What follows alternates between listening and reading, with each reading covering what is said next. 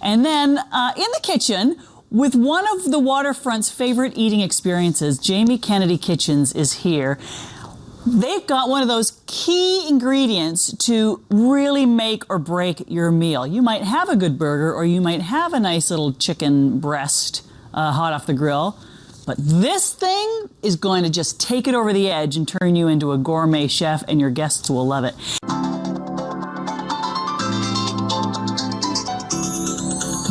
Well, this is cool. We're going to be talking about the Waterfront Artisan Market, which just started last weekend, the weekend that just passed. And we've got lots more coming up throughout the summer and even into the fall. And one of the featured restaurants that you're going to want to enjoy at the Waterfront Artisan Market is Jamie Kennedy Kitchens. So we've got the chefs from Jamie Kennedy Kitchens, Niall Kennedy and Jackson Kennedy.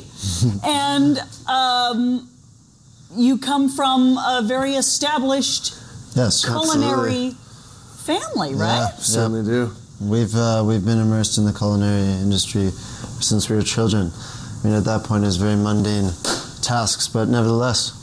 Really? As kids, were you encouraged to do stuff? Whether it was plucking thyme for the fries or foraging for a nice serving, like a leaf perhaps for the decoration of the table. You'd be sent out to forage. Yes. Oh yeah, no. Even in our garden, if it was for breakfast, he'd send us out to cut up some chives from the garden. But it is anything. He'd just send us out. We're like his little minions. He'd just send us out and to retrieve whatever he needs, and we answer the call. And it's just in your blood now, right? Exactly. There's a little bit of a natural. Kind of the placement in the kitchen, sort of a natural feel that we have here, for sure. So during the Waterfront Artisan Market, which is coming up again on June 18th and 19th, you guys are featuring the iconic French fry. Is that right? Absolutely. How is it being served up to guests? So what we do is we use organic Ontario yellow flesh potatoes, and we are fresh cutting, blanching, and frying all on site. So it's sort of what sets us apart from most people is that we're doing everything fresh. So not most people who are making fries, I guess is what I mean to say. So we take a whole potato, just gets cut, rinsed off of any excess starch, blanched, and then fried all on site. So from raw potato to finished French fry happens all right there. Brilliant. All we do is toss them in 2 types of sea salt and thyme.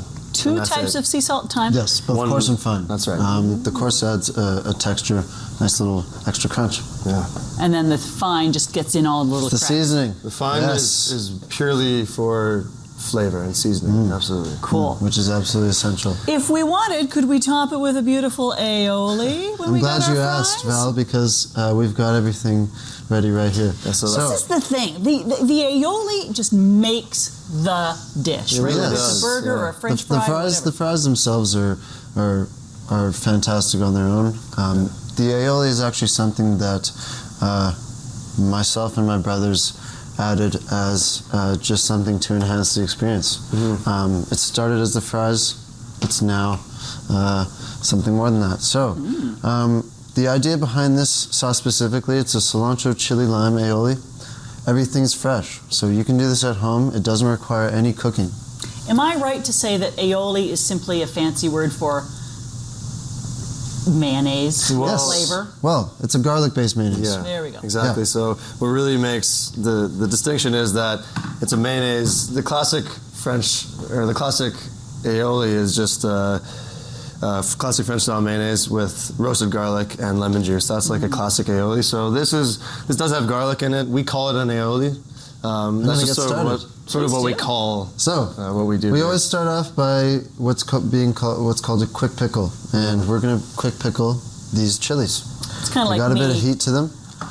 I can't drink very much. So what is that? You're a quick pickle? You're a quick pickle. We're just going to slice it up, and these will just rest in some we have some organic apple cider vinegar, and that's gonna go in with the chilies and a bit of salt. You could use. You don't have to use apple cider vinegar. That's what we use. You could use any vinegar you like. Exactly. Or you can make your own brine with some any vinegar and salt, sugar. But we are just using strictly apple cider vinegar, and that's it. Okay, gives it that tang. Really, you want to do this. This should be your first step. You want the chilies to be sitting in the Remember, vinegar knuckles for as forward, long people. as possible. Protect your fingers. Yes. It looks really impressive when you cut that way too. Yes, I've been doing it for a long time. So yeah, as I was saying, the longer they're sitting in the vinegar, the better. You really want them to. This is called acidulating. Yes. So would you do this earlier in the day if you know you're going Yeah. to want that aioli later? You make it the day of. Yeah, I And mean- I would just do this first. There's really no. You could have those sitting overnight. There's no. And You can't have them too long. Is what I mean to say. because it's so fresh, it doesn't have to be in for a specific amount of time. You're making it the day of.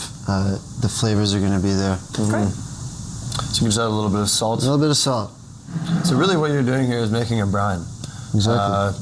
When you pickle anything, you're using vinegar and salt, sometimes sugar, but really just vinegar and salt is the basis of any brine. Just mix that So up. this is just a very quick and easy. And this whole process doesn't require any cooking at all. You don't need any heat for this. So now, I'm going to start cutting the garlic. Yeah. Everything's raw, fresh. Yes, exactly. Just it's the important so you know, I think we've got roughly somewhere between 3 and 4 minutes. thing. Okay. Okay. So maybe I actually want to hurry up a little bit. Sure. Those are giant cloves of garlic. Yeah. Yeah, it's I So don't know. Sometimes this all That's how we roll, doesn't. right? Yeah, that's how we roll. It Exactly. You We don't need too many actually of those. we do it much faster, but we thought we'd slow it down a bit for you guys. So you know what? I'm gonna speed it up. So as you can see here, you don't even need to chop the garlic. You don't really need to chop anything.